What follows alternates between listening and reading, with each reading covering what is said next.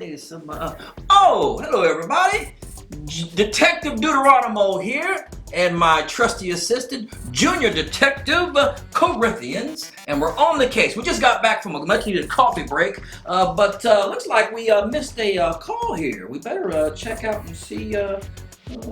Let me put it on speakerphone and see what message they left. Detective, I believe something horrible has just happened. There's this priest who got into Jericho 5 minutes ago. I overheard a conversation where the priest said he saw a guy on the road who was beaten up pretty badly. From the way he described it, it sounds like some robbers did it. Doesn't seem like he reported it, but I knew I had to say something. Detective, it might be worth looking into. This case definitely needs you. Oh, this is awful. You know, this parable sounds familiar. You know, something about this is just tugging at my heartstrings. We need to look into this. I think I'm gonna call a buddy of mine at the Jericho police station, see if he can send over some photos to help us figure out this case. I'm already on it. Cool. Hi, this is Junior Detective Corinthians and Detective Deuteronomo. We got a tip from a robbery down in your area. They came across the scene already. Let me speak to him. Hey, yeah, this is Detective Deuteronomo. Hey, would you mind sending over the photos from that scene? Okay, great. Hey, appreciate all your help. Thank you. All right. I expect we'll be getting these photos in 5, 4, 3, 2, 1. Exhibit A. This must be from the scene of the crime. Well, let's see. Let's take a look at Exhibit B now. Let's see. Okay, I see 2 sets of distinguishable footprints. One of them probably, let me see. Let me zoom in here. Belongs to the priest my client overheard. Let's see. The other set looks definitely like they're from a Levite. My instincts tell me they are not the ones who robbed the victim. But can you believe it? These 2 left a wounded person out there, and they didn't even report it to the proper authorities.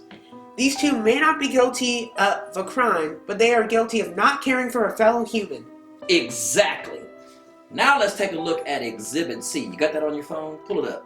Yep. There's a 3rd set of footprints accompanied by a donkey's, looks like hoof prints. That means the footprints must belong to a Samaritan. Looks like they approached where the man was lying. Do you see that on your phone? There are strips of cloth, probably used as bandages. I bet if we examine these under a microscope, we find traces of blood and healing oils.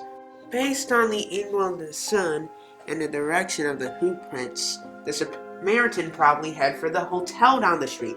That hotel is our best bet. You know what? Let me give him a call. Hey, yeah, it's Detective Deuteronomo.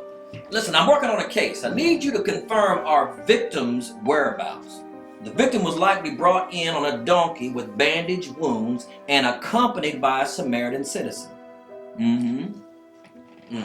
Just as I suspected. Yet not entirely, because, you know what? Thank you for helping me, sir. I was right. And the Samaritan not only continued to take care of the injured man, but also paid for all the expenses. Can you believe that? Could you believe the Samaritan actually cared so much for this stranger? That's the thing that gets me. You know, it's even a bigger mystery. Come on, let's do some digging. Junior Detective Corinthians, what does it say in the book of Luke, the 10th chapter, the 36th and the 37th verse? Which now of these 3 thinkest thou was neighbor unto him that fell among the thieves? And he said, He that showed mercy on him. Then said Jesus unto him, Go and do thou likewise. I got a question for y'all. What actions did the Samaritan take after seeing this guy lying there? He showed he cared. That's simply it. He took the time and actually stopped to see what he could do to help bandage the guy's wounds and bring him somewhere where he could recover from his injuries. You know, this answers a bigger mystery. In a way, it's like what you, Junior Detective Corinthians, and I have discovered here today. You know, we could have passed on this case just like they passed by this man on the side of the road. But what we're learning here is that the Samaritan could have also passed by that injured man, like the priest, the Levite, but he took the time to say, I'm going to care for you. You know, I can't help but relate this to how God sent Jesus on earth. Before Jesus died, he did not want us to just live a normal life on earth. In fact, quite the opposite. He washed people's feet, he attended weddings, he had meals with families, and so much more. It's important to God that we spend time with others. So, how do we care? By spending time with others. Case closed.